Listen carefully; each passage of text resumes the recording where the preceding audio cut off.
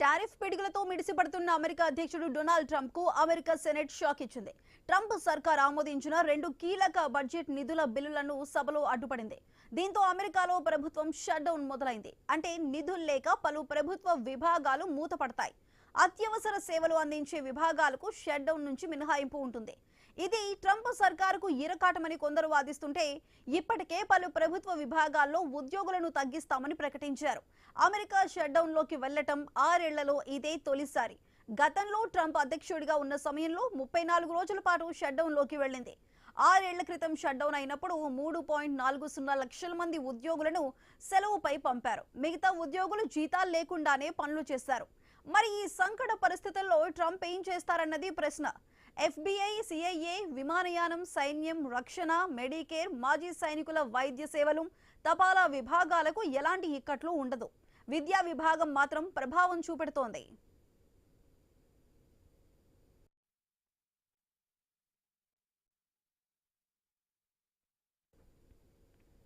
Tariff పిడుగులతో మిడిసిపడుతున్న America అధ్యక్షుడు Donald Trump కు America senate shock ఇచ్చింది. ట్రంప్ సర్కార్ ఆమోదించిన 2 కీలక బడ్జెట్ నిధుల బిల్లులను సభలో అడ్డుపడింది.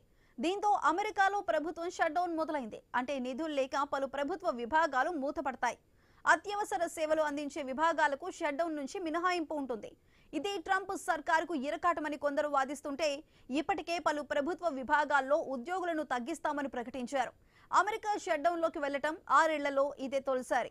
గతంలో ట్రంప్ అధ్యక్షుడిగా ఉన్న సమయంలో కూడా 34 రోజుల పాటు షట్ డౌన్ లోకి వెళ్ళింది. 6 ఏళ్ల క్రితం షట్ డౌన్ అయినప్పుడు 3.40 లక్షల మంది ఉద్యోగులను సెలవుపై పంపారు. మిగతా ఉద్యోగులు జీతాలు లేకుండానే పనులు చేశారు. మరి ఈ సంకట పరిస్థితుల్లో ట్రంప్ ఏం చేస్తారన్నదే ప్రశ్న. FBI, CIA, విమానయానం, సైన్యం, రక్షణ, మెడికేర్, మాజీ సైనికుల వైద్య సేవలు, తపాలా విభాగాలకు ఎలాంటి ఇక్కట్లు ఉండవు. విద్యా విభాగం మాత్రం ప్రభావం చూపెడుతుంది.